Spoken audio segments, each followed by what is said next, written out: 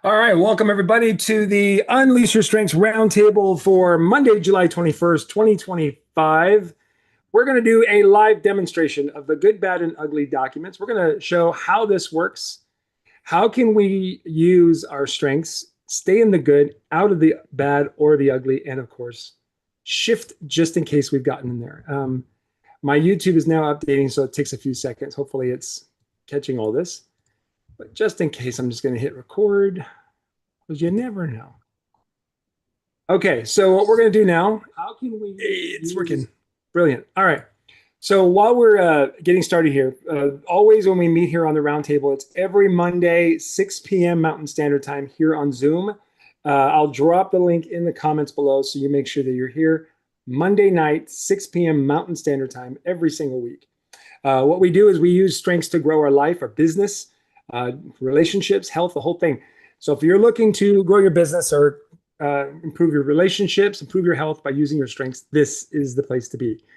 All right, let's get started. We're going to use a document today called The Good, Bad, and Ugly. So this is something I created to help people understand how their strengths can be used for good and where it goes bad or ugly, like self-sabotage kind of stuff.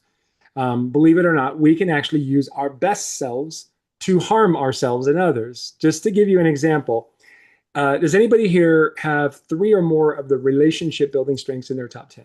Any of you all here that are watching right now? Oh, perfect. Perfect example. So let's do this. So when people have 3 or more of the relationship building strengths in their top 10, that means that they have a desire to connect. And oftentimes when people have a desire to connect, they tend to be pretty good at it, being present, not asking anybody to be something they're not, being of service, caring about what other people are thinking or feeling. Generally, this is a strength. This is how you help others, be present, slow down, and even get help from you.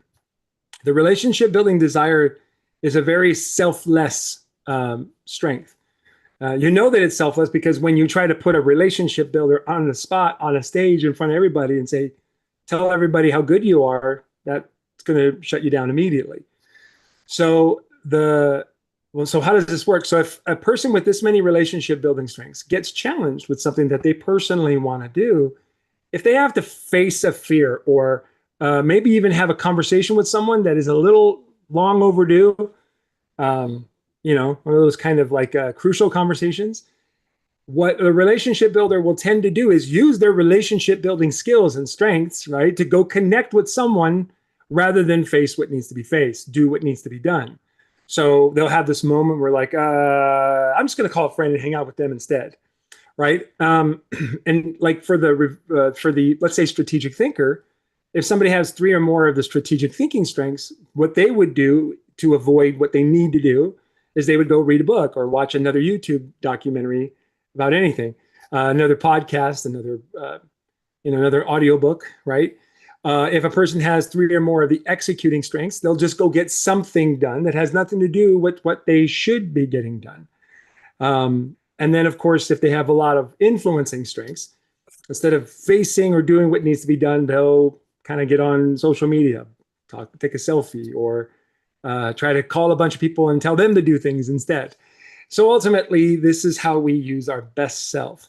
So I created this document called The Good, Bad, and Ugly for each and every one of the 34 strengths just from all the years of working with people. I'm going to show you now what it looks like. And I have one of these for each of the 34 strengths. So rather than just the dominant domain, it's actually very strength specific. So for example, if you have positivity in your top 10, maybe 1 or 2 you might have it. I'm going to share with you how this good, bad, and ugly concept works with this one as a demonstration. Then each of you that are here, we can actually work with you individually so that we can all get more examples of how this can be used. And then I'll show you how you can get access to these downloadable tools and videos for each and every one of these strengths today. Okay, so let's get into it.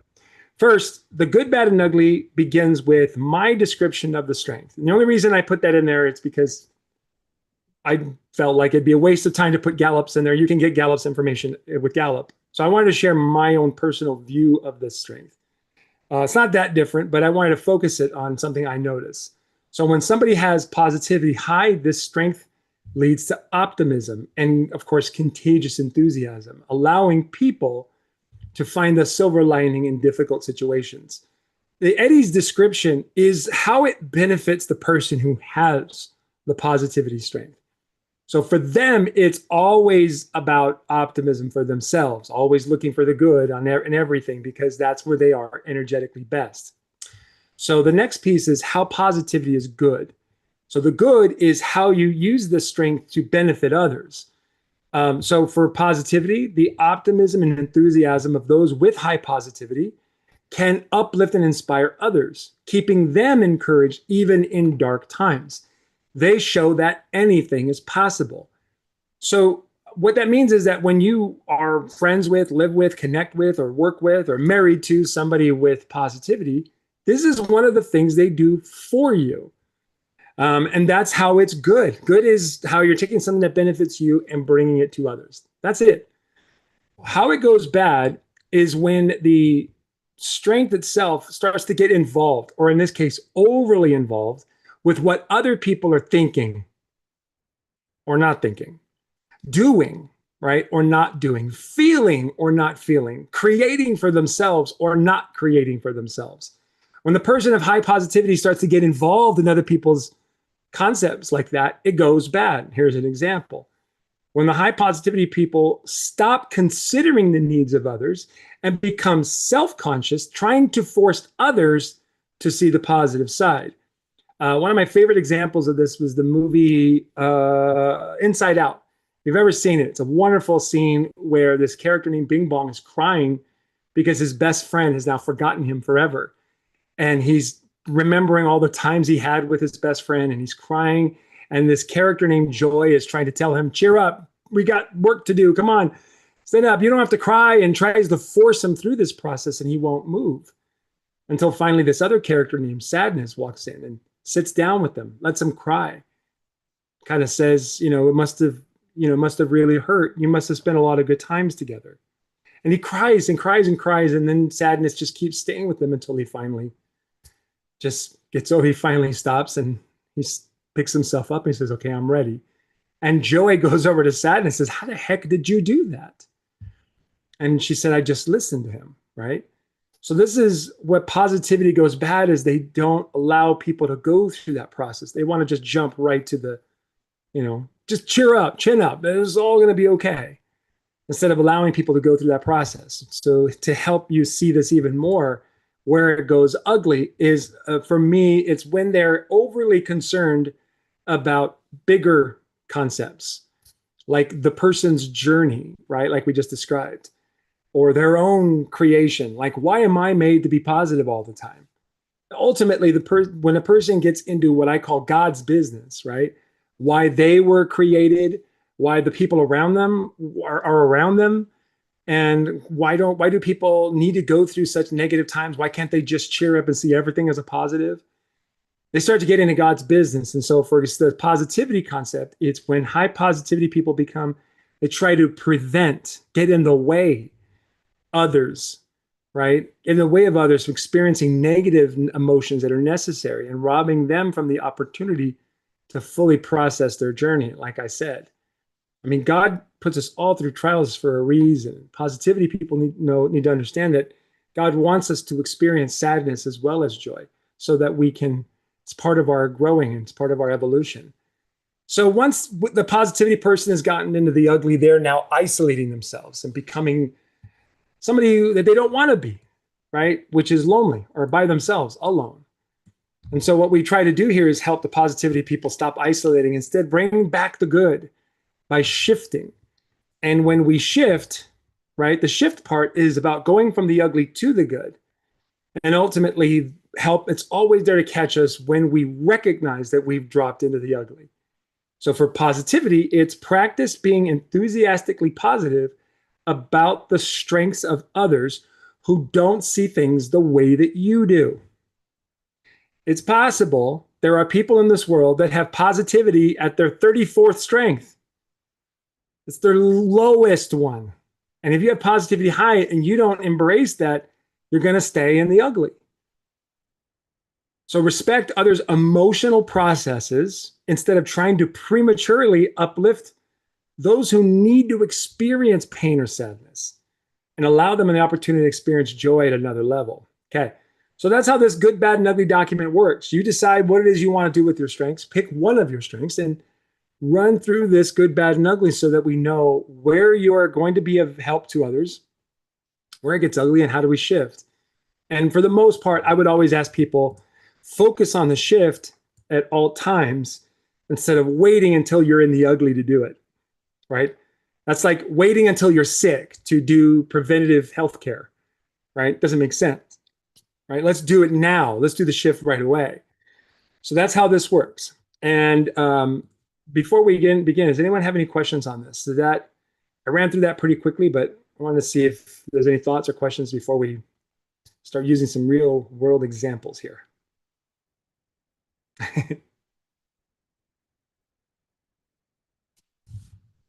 Quiet? No? Too much? Slow down? What do you all think? Was that pretty easy to understand? That's an Yeah? Okay. interesting way to look at it. Yeah. Yeah. And I can see that. Even though positivity is like my 12th, it's like really my top 15. So Yeah, yeah, that's high. yeah, they're tight up there. So yeah, I see that. Been there, done that. Okay. Yeah, and Deb, you help people deal with stress. That's one Right. of your services. You help people learn how to use stress. Right. But that Um, doesn't mean that I personally don't like to stay in negative. Some people like to languish in negative, and I don't relate to that because I don't have enough time. Usually I'm urgent, but you realize that people do have to work through it in their own way. So I'll keep throwing things out. Like someone who was a friend who I used to talk to weekly, but she was always so negative. you know, and people who yeah. can't get out of negative, it's hard for positive people to say, but here are all these options for you. Why don't you want to go positive? Right? Yeah, you should do things my way. So much better. What if you tried this or this? But there's some that are so deeply the opposite that you can't force it. Right. They've something else got to change. There you go. Maria, it looked like you were about to say something too. I just want to give a Yeah, second. it's just if people didn't know about strengths and you said there's a negative aspect to positivity, they would think you lost your mind. Yeah. But when That's you give the right. explanation, like if someone's going through a hard time, he's saying just cheer up, or um, it's better that it worked out this way, or you found out now, and um, and I Yeah. have It's better that it positivity. worked out this way. Yes. And I What have people want to positivity hear. high, and so I don't like to see people sad, but as I've gotten older, I've realized and gone through things, being on the receiving end of that, I realized that that's not helpful. Yeah.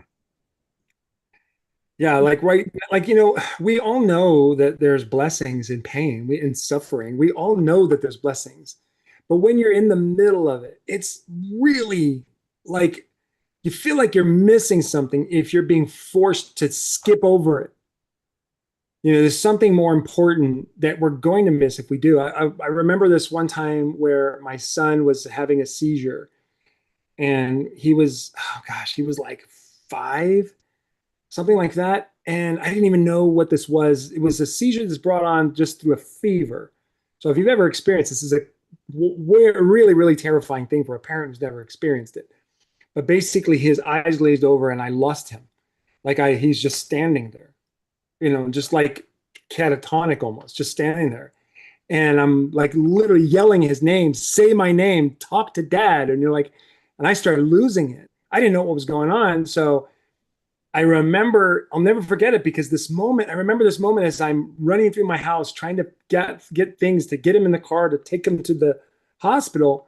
I remember being comforted, temporarily at least comforted, knowing this is awful, but someday this is going to be a positive thing I can look back on and share with others, which got me to calm down enough to think logically and get into the hospital without killing people on the freeway.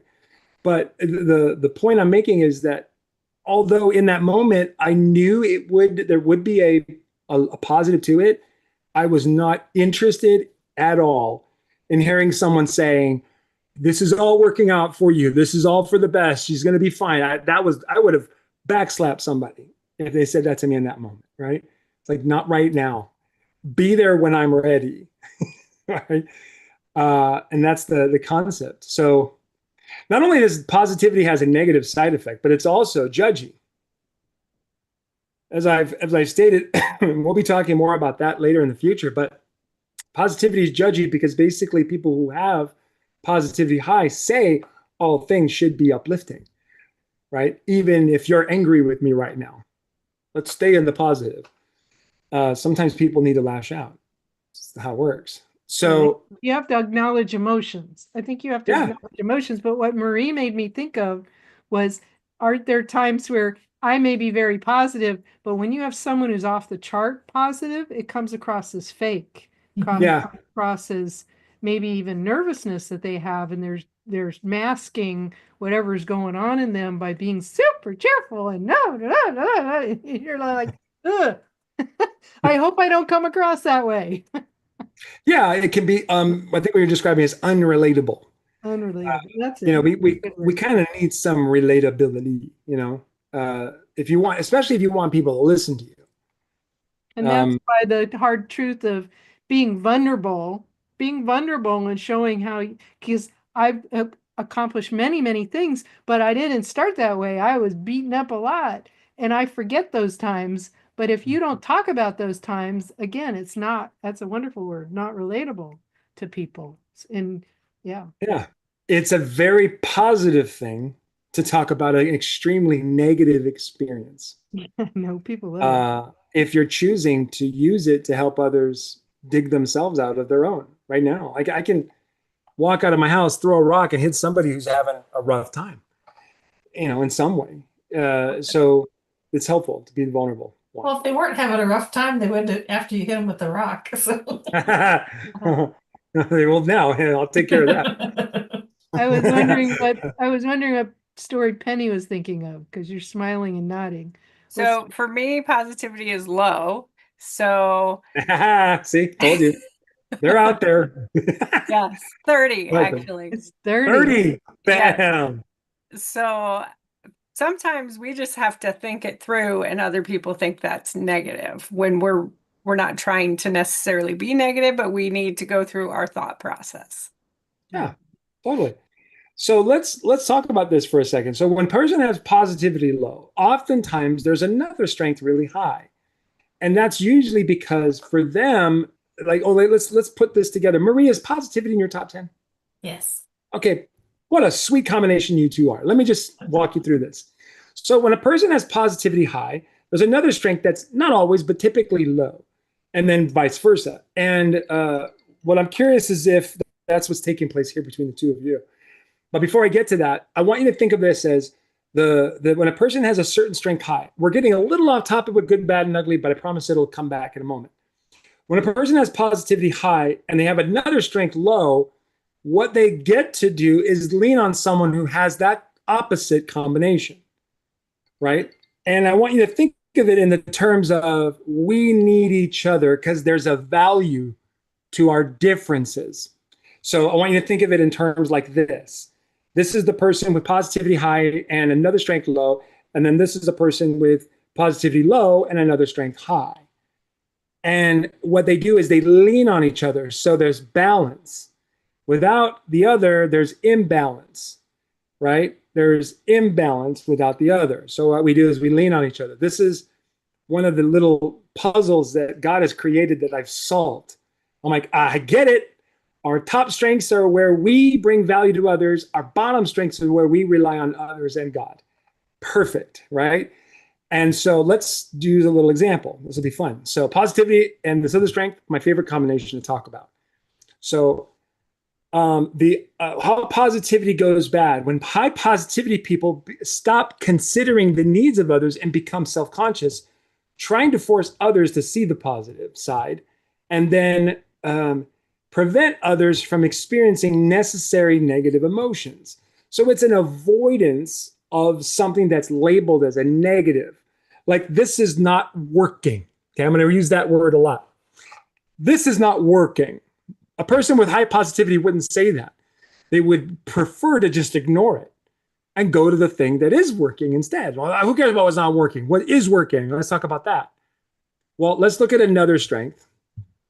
And I'm going to, it'll take me a second to find it. So bear with me a minute as we do this. Oh, here we go. All right. So it's this strength. And oftentimes these two strengths are found at opposite ends of strength reports. When one has it very high, the other is typically low, and vice versa. Penny or Maria, is that true for you both? I have restorative at 33 and positivity at 30. 33 and 30? I have it Okay. at 15. So Restorative at 15? 15, yeah. Okay. So then not totally for you guys, but let me just kind of share real quick what I mean. When a person has restorative high, they bring bravery and new ideas to tough situations, right? This is where positivity tries to just positive their way through the tough situations. These people want to enjoy finding what's wrong and fixing it, right? Typically, right? And so this is where the restorative and the positivity can lean on each other if two people have different strengths. Now, since you have them both low, Penny, this is not necessarily talking about you. It would be another strength that you would have. But I like using these two as an example because oftentimes I'll find them at opposites, which is cool stuff. Okay. This is where you both and everybody, right? We get to kind of go, okay, well, who has my bottom strengths high, who would normally trigger me or frustrate me. Instead, I get to lean on them because there's a value they bring. Like Deb, likely the person that you're talking about might have restorative high. It's possible because people that are high restoratives are often labeled as negative. Only because they like to talk about what's broken, because that's kind of what they do. Given that fact, let's get back to you all here. What would any of you like to use one of your top 10 strengths as an example through this good, bad, and ugly tool that I was just describing? Sure. Analytical. Okay, analytical. So first thing we want to do is figure out what is the thing that you want to see happen this week? What's one thing? So for me, it is to get out of analysis paralysis and take action on some things. Is there anything in particular you'd like to see yourself take action on, or do you want to just keep it general like that right now? Either way is okay. Just want so it's in my business. I am rebranding my Facebook group and I can't decide on a name, and I've been deciding for a week now. Is deliberative in your top 10? 6, yes. 6? Okay, we're going to do that one too. Okay, but let's start with analytical. So you're in the process of rebranding, and what I want you to think of is, let's pretend you come to a decision this week, right? If you came to a decision this week, what would be different?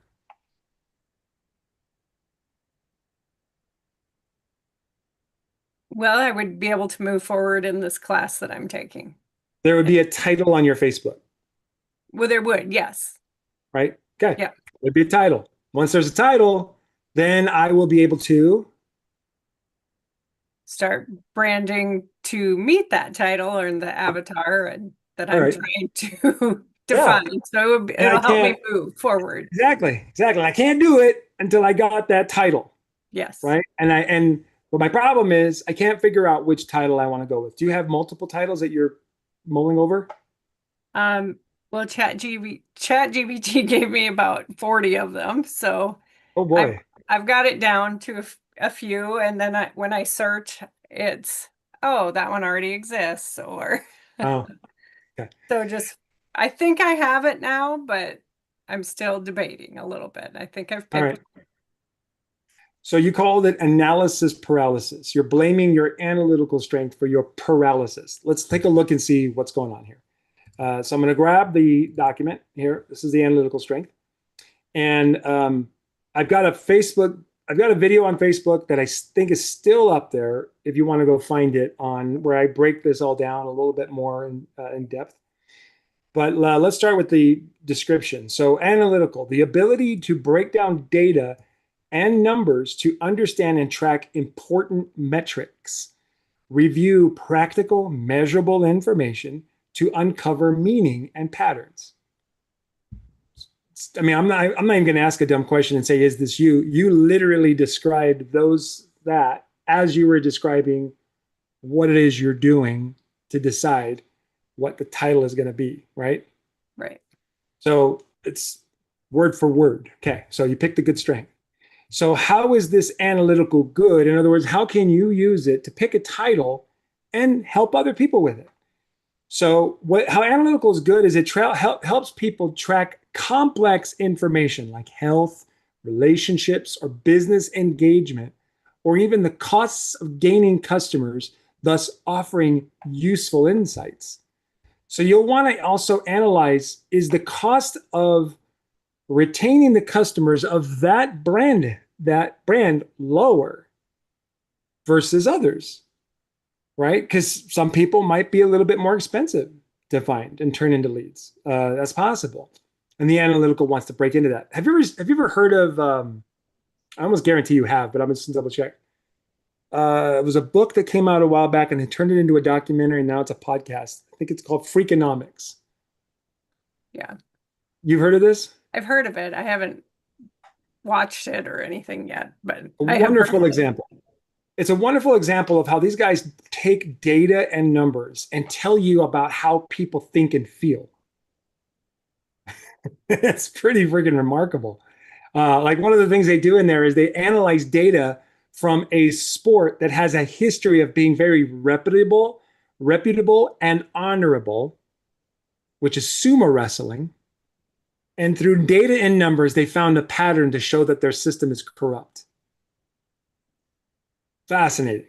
Just by looking at data, right? So this is you. This kind of stuff interests you.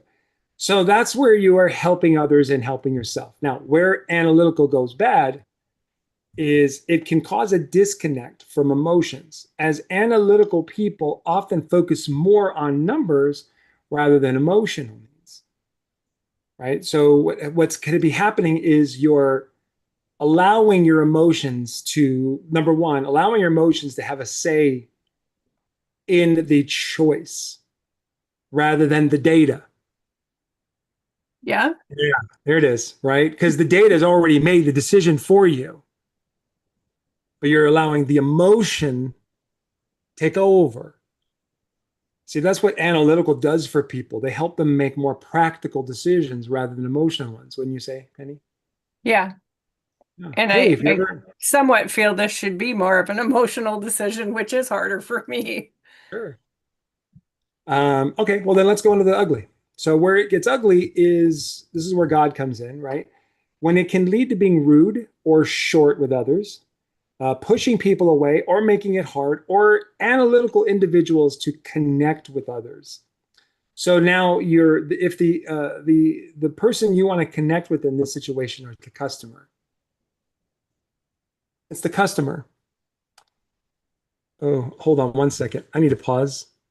Just a second. Nothing, no emergency, just 1 second. Hold on.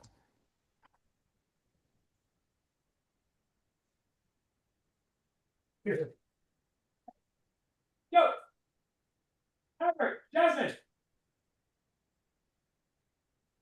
Okay, good.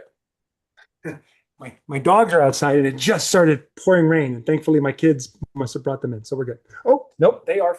They're here.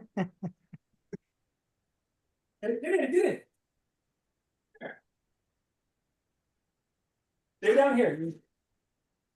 Oh yeah, you're gonna run around like crazy.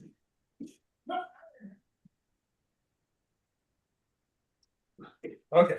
Sorry, everybody. My dogs are soaking wet. I won't let them upstairs because they will destroy upstairs. So if they get a little noisy, Okay. forgive me. Can you hear them?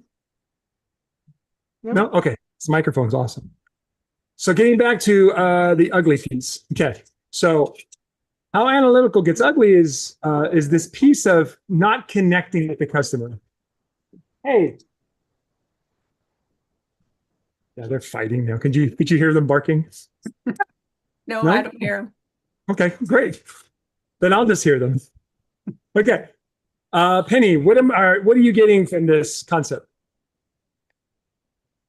That analytical people can come off as rude, when it gets into the ugly, or push people away that maybe are trying to help.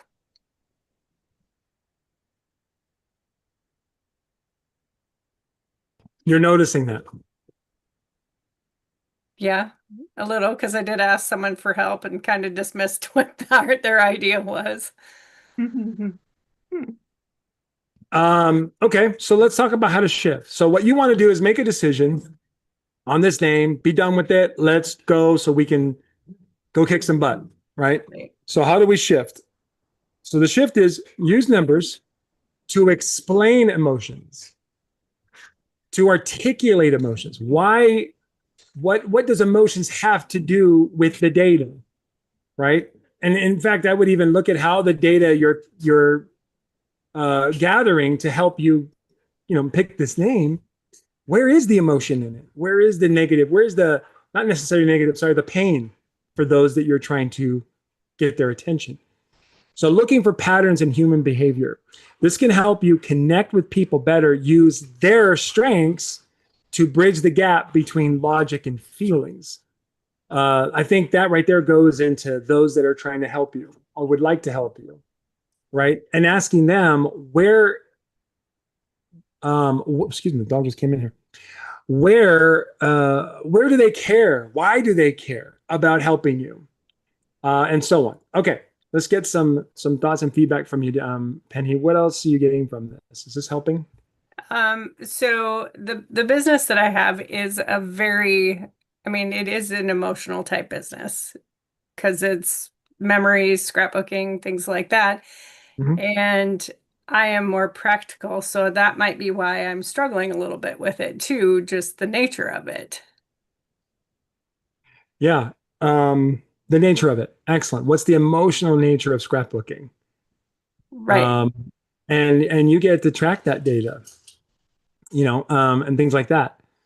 Before we progress here, Deb or Marie, are any thoughts or feedback you're getting from this? Well, I have analytical high too.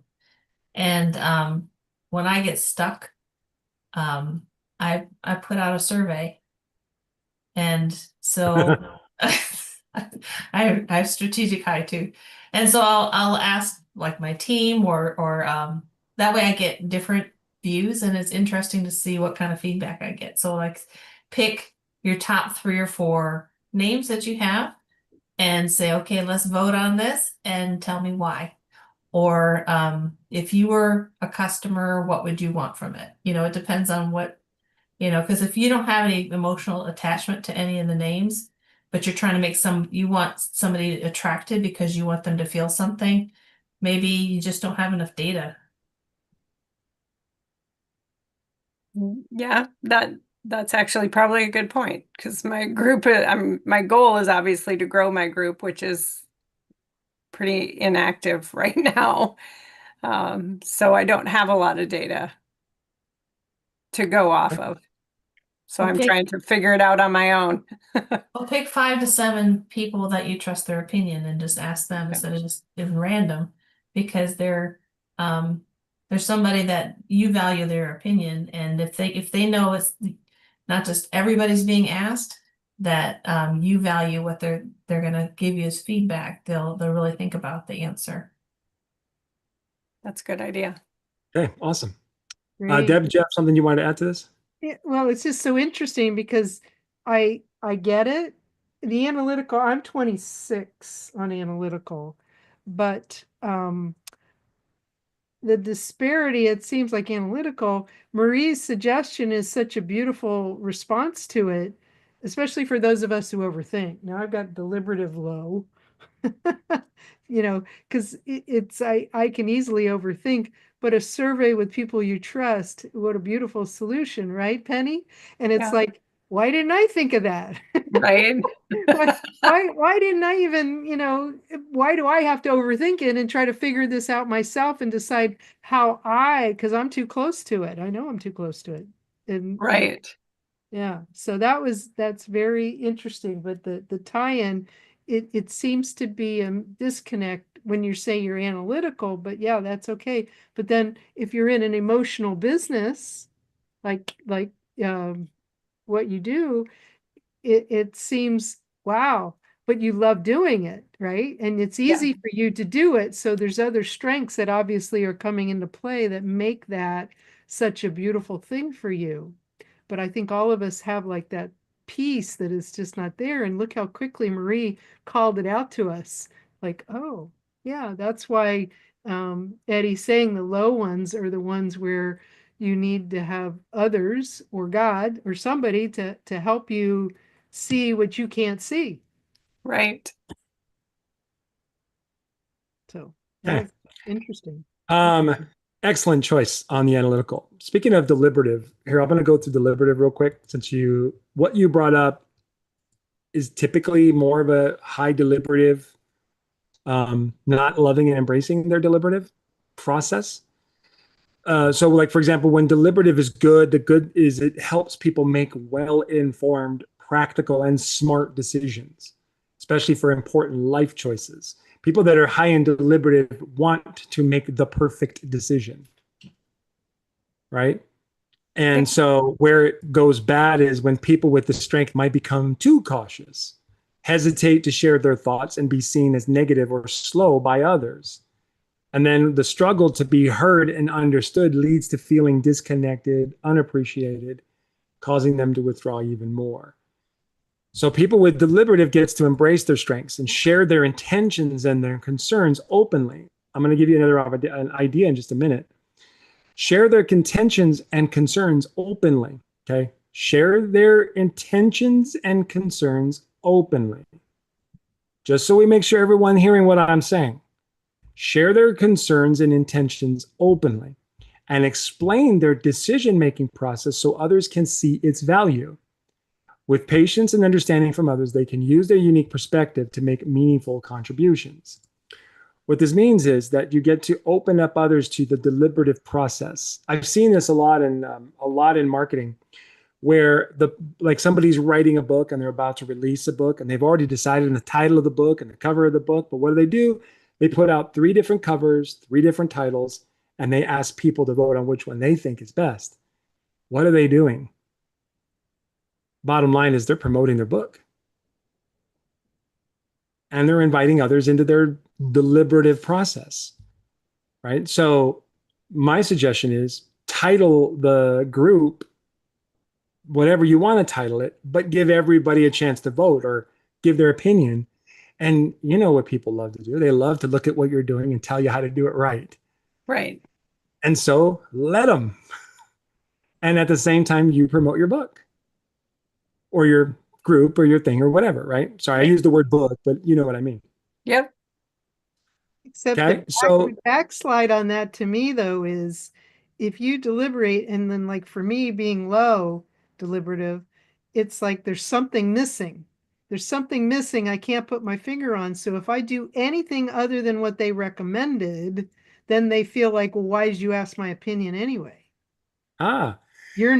You don't care about what I think. No, I think I considered it, but it didn't factor in this massive equation that apparently I had a decision to make. And so, hey, if you've been, let's say 10 people vote, all right? Yeah. I'm going to go crazy. Let's say you have 100,000 people vote, okay? So you have 100,000 people vote, and all 100,000, 30% went here, 30% went there, 33% went there. And you have 3 options. Yes, of course, you're going to go with the one that somebody didn't pick. But what's really cool is that you're going to be like, okay, I know what I'm going to choose. Come watch me or be there present at the launch of this thing on blah, blah, blah, 1st, 2nd, or 3rd, or 5th, or 15th, or 20th, or 30th, or whatever, and find out, were you the one? Did I go with your option or did I go with a different one? Come find out. And at that point, you can promote this group, you can promote your thing, and then at the end, unveil the title. But at that point, they've all been doing what you want them to do, get their eyeballs on what it is. Title's not important. What it does for them is what matters. Right. Right. It's a really cool way to promote something. Like I've actually created courses that I want to sell, but before I sell the course, I tell people, "Are you interested in learning how to create courses?"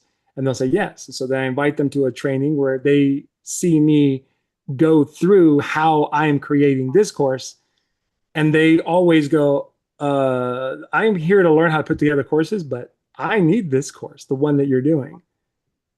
Right? It's a great way to promote it. And analytical and deliberative together is going to be a powerful tool using it that way. Hey, get off the couch. Come here. Come here. Don't mess up my couch with your wet body. So gross. Everyone loves a couch that smells like wet dog, right? Right. Okay. Thoughts on this, friends? When we're gonna Marie or Deb, we can go with one of yours next. Okay. I was wondering, I've been struggling to pick how I want to teach the content, right? Okay. I teach the content. So I picked connectiveness, which is number Oh, 3. okay. Um, Marie, you have connectedness, don't you? Why where's do I your, think you do? oh, you're muted. Connectedness is 20. Oh, 20. Okay.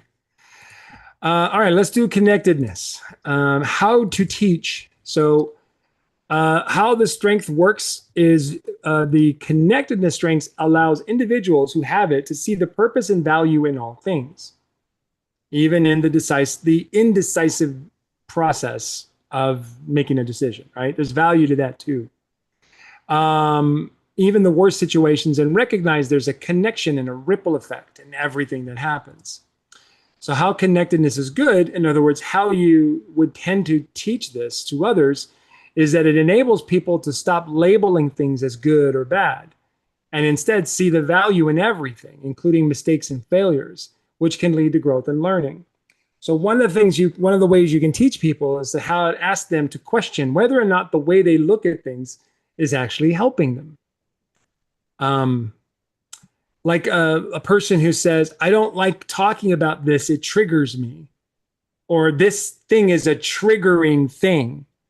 And when someone labels something as a triggering thing, then they naturally behave as a triggered person behaves just by saying it's a triggering thing. So, one of the ways you can teach it is by helping people look at words that they commonly use and help them see how those words don't help them by saying something is bad or not, or unhealthy or unproductive or boring or whatever, right? Or stressful, or that makes me emotional, whatever.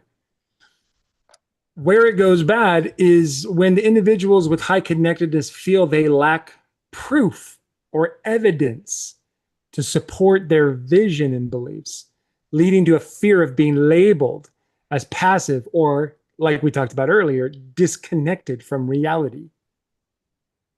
What do you know, Deb? You live in Hawaii and you're living this wonderful, charmed ex-military life, and you've got everything going for you. How could you possibly know?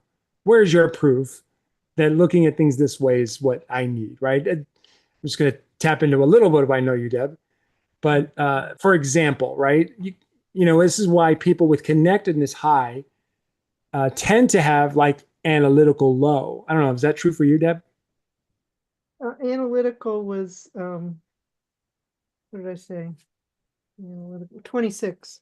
Yeah, lower, right? So because people with analytical, like Penny will tell you, they love proving things, showing data, proof of something, even a theory, right? So this is where connectedness goes bad. Where it gets ugly is when the lack of proof leads to isolating behavior and a disconnect from others, pulling back what you have to offer because they won't get it. They'll need proof, and I'm not interested in creating. I already know it. For me, it helps. So feeling their own beliefs are not being accepted. Have you experienced that, Deb? Oh, yeah. Okay. Because I just know, I'm constantly talking the judgment. Why are we judging it good or bad? It can be better when you stop judging and you look for what you want to achieve. And some people want the proof, how is that You know, how is that going to help me? And it's like, but it works. Of course it works. Well, I work with thousands of people. I know it works, but did I do the research? No, I didn't do the research. So, you know. Yeah. Okay, so how do we shift? How do we get out of what's creating, we'll call the negative shift, and go to the positive shift in the way that's helpful? So stay focused on your strengths. Number one, stay focused on the strengths you have, the high ones. Share your vision, right? Help people see the vision of where you want to help people to achieve or progress to. Ask others to reflect on their own painful experiences that ultimately shows that even the worst such situations come bearing gifts. I read this great book called Failing Forward by John Maxwell. Have you ever read this book, Deb? I haven't read it. I've heard of it. Yeah. It's great. And one of the things that happened to me personally when I read that book, I realized I had this terrible fear of failure because I looked at failure as a bad thing because I focused on how failure caused problems. And I was like, okay, well, I wanted to look at failure differently so that I could walk towards it more willingly with less fear. And I wrote down a list of 3 of the most painful experiences I had up to that point. The most painful. It was so painful. There was a couple in there my wife didn't even know about. So I didn't share this with anyone. This was just for me. And I wrote it down. These 3 were the most painful and hard situations. So nasty. I haven't even told people about 2 of these 3. And and then I wrote down, why was this painful? I literally got very detailed about why this was painful, why this hurt me, and how it hurt others going through this. And then after I was done, I took out another sheet of paper and I made myself go through this process of writing down everything that's positive that came out of it. Hey, everything that's positive that came out of it. Like one of the things that was positive that came out of every one of them was a conviction. I'm going to tell you right now, if you really want to do something that's going to impact people, you can't do it without conviction. You can't. You don't have conviction with what you want to share with people. There is no way you can make a dent in their crap.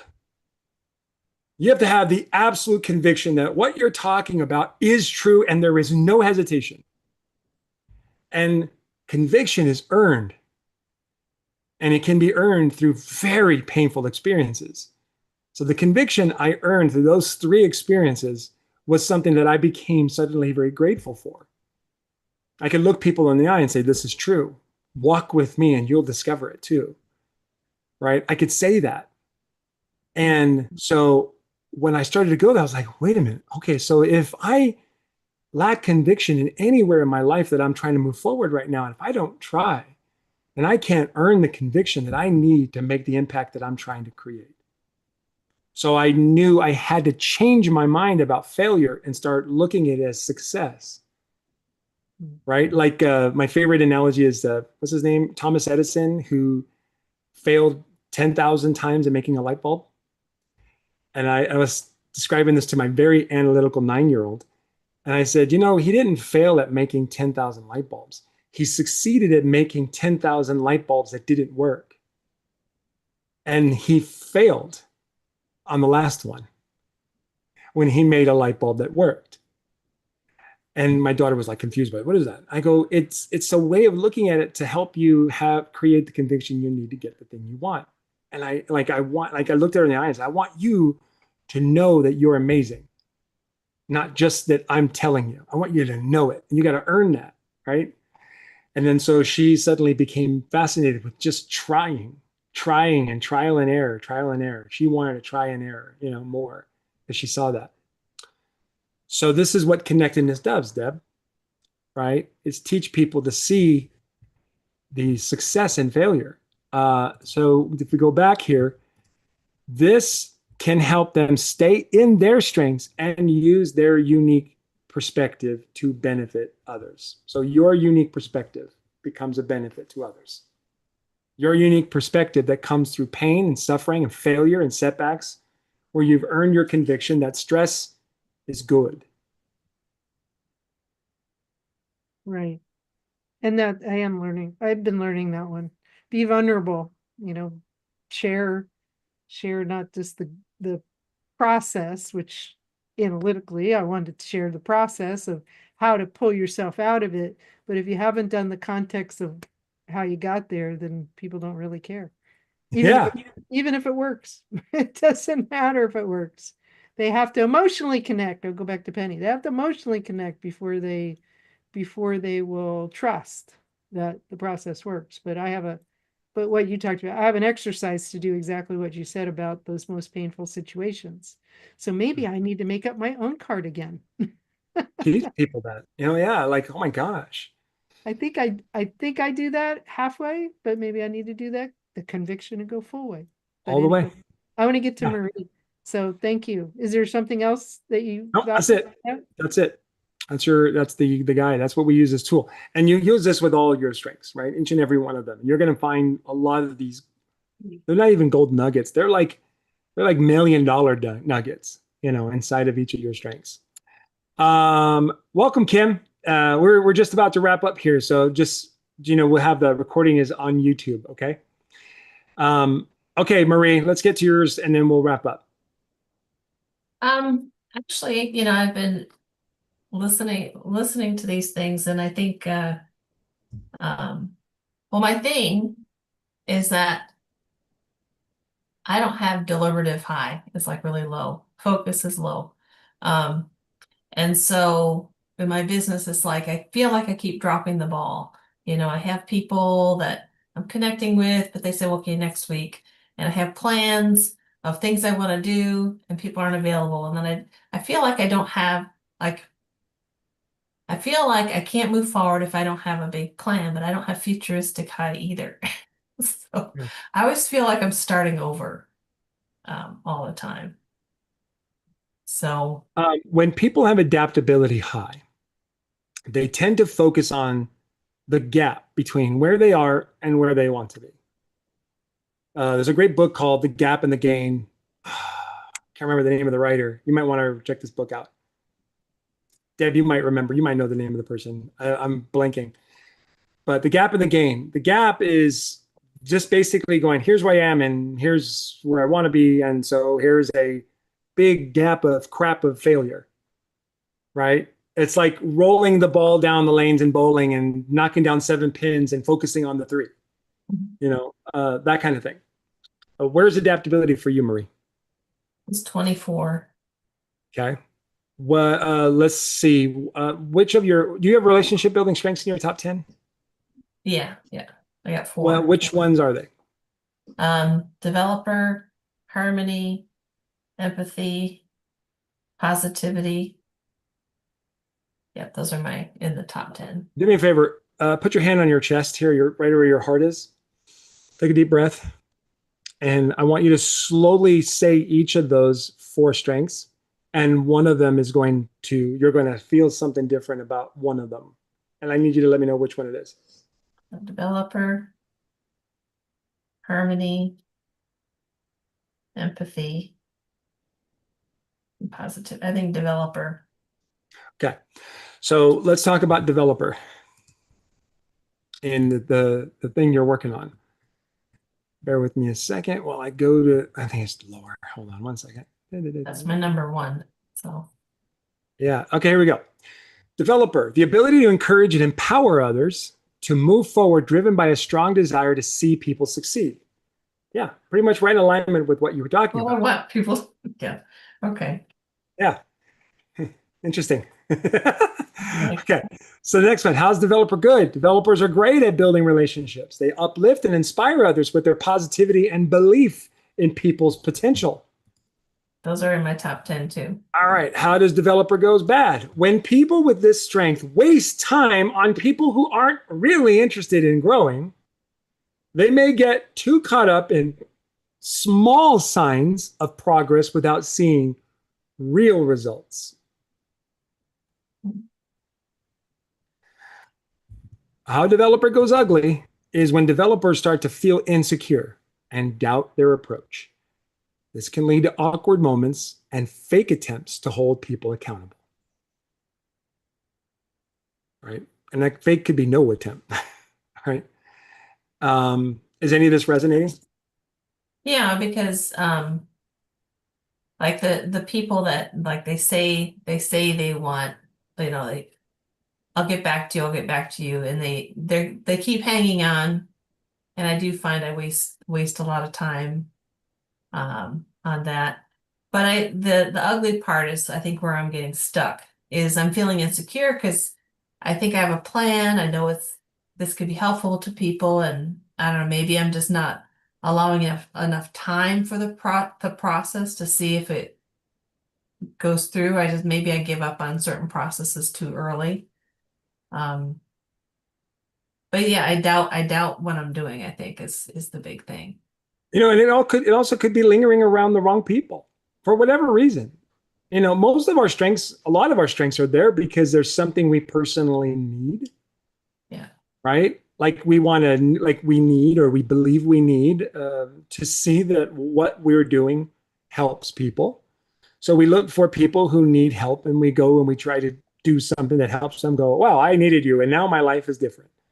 Right? Where sometimes developer isn't necessarily about picking people off the ground. Sometimes it's picking people up from sitting, or maybe they're squatting a little bit, or maybe they're in crouching position, ready to run and just need a little bit of a encouragement to go. Or maybe they're already running and can be encouraged to run faster. Maybe they've already accomplished something big and will want to accomplish something bigger. See, developer works there too. Right? So what happens here is that developers will look for even the smallest little hint of some kind of growth and go, all right, we're getting somewhere. Yeah. When that energy could be used with somebody who's more ready for more, right? So how do we shift? So the shift here is to start to offer genuine invitations to grow by asking questions to understand what people really need and want. They should give support without expecting immediate solutions. I'm going to give you an example, and then I'll go back to you to get some feedback on this. I do live experiences, retreats, and so on, and I'm doing a retreat in Houston. And there was somebody who said they wanted to come, and I'm like, okay, well, let's talk. I want to make sure this is right for you. So I kind of went through the process of describing what it is and what we're doing, and I asked them what they want, and what they wanted wasn't in alignment with what I'm doing at all. In fact, what they were describing they needed was more of like someone to just comfort them and say everything is going to be okay. And although I can do that, it's not what this retreat was about. And so I kind of had to go, I don't think this is for you. I think what you want is something different. I can help you with that, but it's not going to be this retreat. At this retreat, we're doing something a little bit bigger, a little bit more scary and daunting. I don't feel like you're there yet. Do you feel like you're there yet? And they're like, yeah, you're right, Eddie. I'm so glad we're talking, because I was going to just jump in, and I realized it's not right for me. But I am interested in something more like what you're describing. I was like, hey, great, we can do that. And then I was able to suggest something different. The person in me that always wants to help people move forward, I had to make sure that I'm doing it with the right people for the right reasons, with the right outcomes that they actually want. So this is on you, Marie, right? You're going to always find difficulty trying to develop someone who likes you more than their desire to be developed.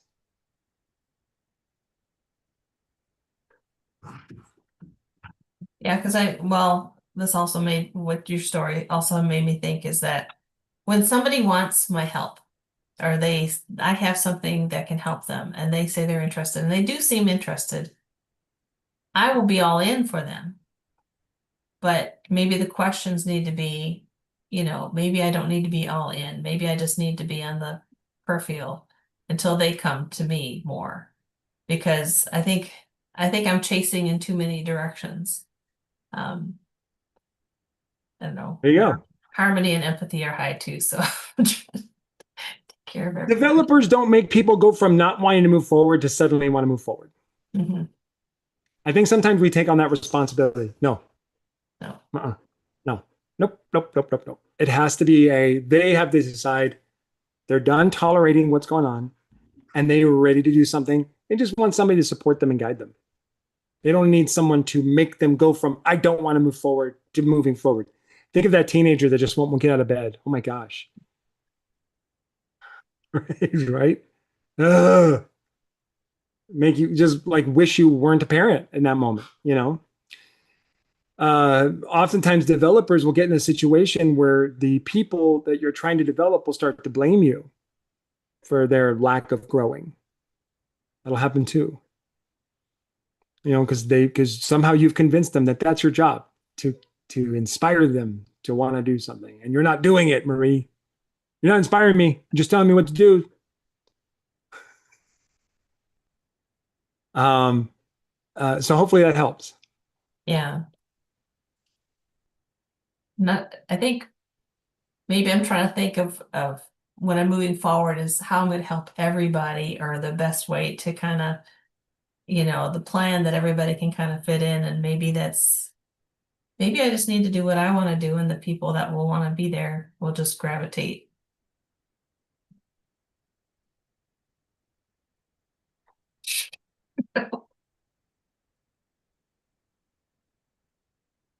We did it.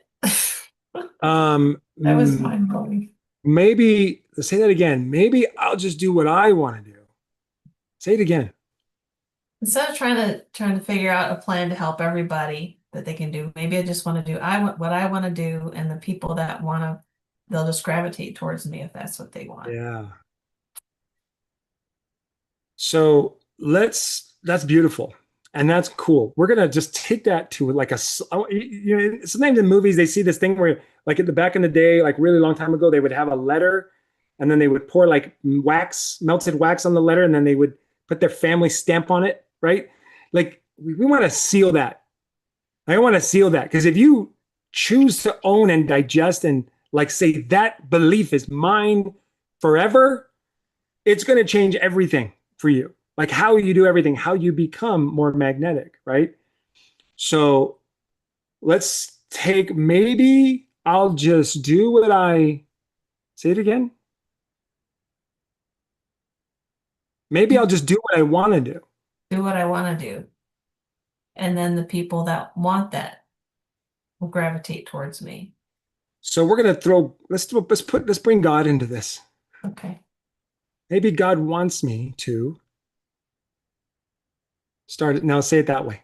Maybe God wants me to do what I want to do, and then he'll bring the people to me that need that. Wow. That just took a lot of pressure off of me. That's what God does. That's what God does. Because see, when you speak truth like that, you hear like a tuning fork in your body. Bing. And then you know, oh. Right? So then instead of maybe God wants me to, change maybe to I'm grateful that God wants me to. And say it again. I'm grateful that God wants me to do what I want to do, so that he And I'm can grateful. And I'm grateful that he's going to bring those people to me that want what I have. Let's go. Let's go. Yes. Right? Now, let's do one more. Uh-oh. I'm grateful that God has already allowed me to do what I want to do and has already sent me people. Like, I want you to think about how it's already happened, because it has. It has, yes. Yes, it has. It's already happened. We're not making this up. No. So I'm grateful that God has already asked me to do what I want to do. And he has already, go ahead. So I'm grateful that God has already has me do what I want to do. And he's already brought me people that want what I have. Which is true. Yes, I know. Yes. This is what happens when we isolate. We forget. Yeah. Right? Now Satan's like, dang it, Eddie. Why did you? I had her. I had her forgetting that she's already doing it. She's already done it. Now you reminded her. Ugh, I'm going to have to come back again later when she's forgotten again. Not today, Satan. Oh, he does that. If you've ever read the book Outwitting the Devil, he's just waiting for you to drift again. See, right now you're getting more in alignment with what's called defined purpose. And when a person has defined purpose and they stick to that defined purpose despite all the crap that happens, Satan can't stop you. He can't get in your way anymore. He has no power anymore. Right? It's a fabulous book. Go read Outwitting the Devil. It's incredible. That's his tactic, is to get you to be distracted. He calls it drifting. But you have to hold on to this like it's like gravity. Like in the same way that you believe, you toss something in the air and it's going to come down. You get to develop the belief that you just described on a daily basis and hold on to it. Like your belief that when you wake up, your feet will hit the ground and you won't float off into the outer space. Do you understand? Yeah. And the way that, I've done a lot of like positivity, like rah, rah, rah kind of things to motivate you. And, if you just get up in the morning and say this or this, it never felt authentic, like it came from me.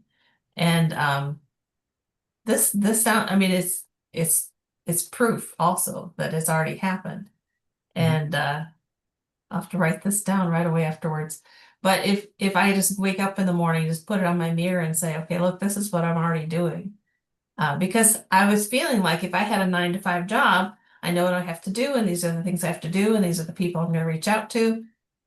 But I already know what to do because I've done it. Yeah.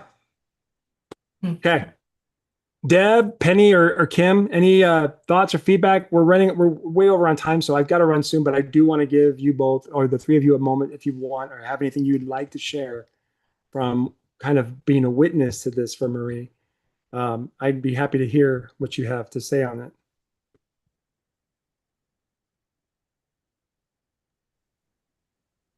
I just put it in the thing. I'm grateful that God has already asked me to do what I want to do, and he's already brought me people who want to work with me.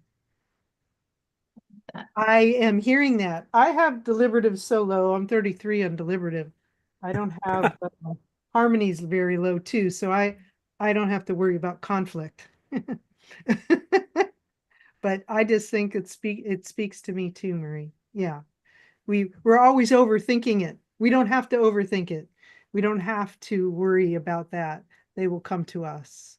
We just have to do what we love to do. And I have to tell you that I've always been so focused on what everybody else wants that it's like the Runaway Bride. Did anybody watch Runaway Bride? You remember when she's the scene where she's doing the eggs? Because whoever she was with, she liked it exactly the way they had it. But then she finally has like 20 ways of doing it. And she decides, I don't like that. I don't like that. But at the time, she was so wanting to connect and help other people and be with them that she herself got lost. And I think those of us who have a lot high service do that. And so it's nice to know, what is it you want to do? And that's a question that I've been asking myself all week. What is it I want to do?